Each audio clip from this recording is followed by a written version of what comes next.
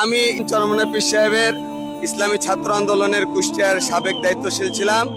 আমি একজন ইমাম মানুষ। আমার ইমামতির টাকা থেকে কিছু কিছু আমি সঞ্চয় করে আমার প্রাণপ্রিয় বড় ভাই, চলার পথের সাথী মুফতি আমির হামজা ভাইয়ের জন্য আমি একটি গিফট আমি এটি বানিয়েছি।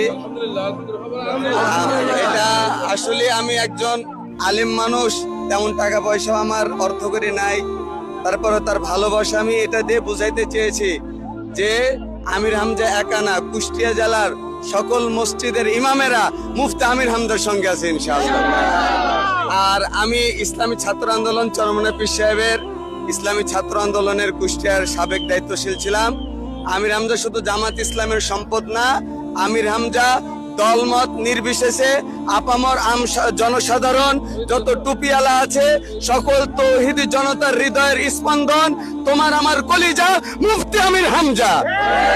আমি আমাদের আলামপুর ইউনিয়নের নমিনি, চেয়ারম্যান নমিনি মোহাম্মদ কাউসার আলী মাস্টার স্যার উপস্থিত, তার মাধ্যমে আমি আমার কলিজার ভাই মুফতি আমির হামজার কাছে আজকে এই শোডাউনে আমি এটি উপহার তুলে দিচ্ছি।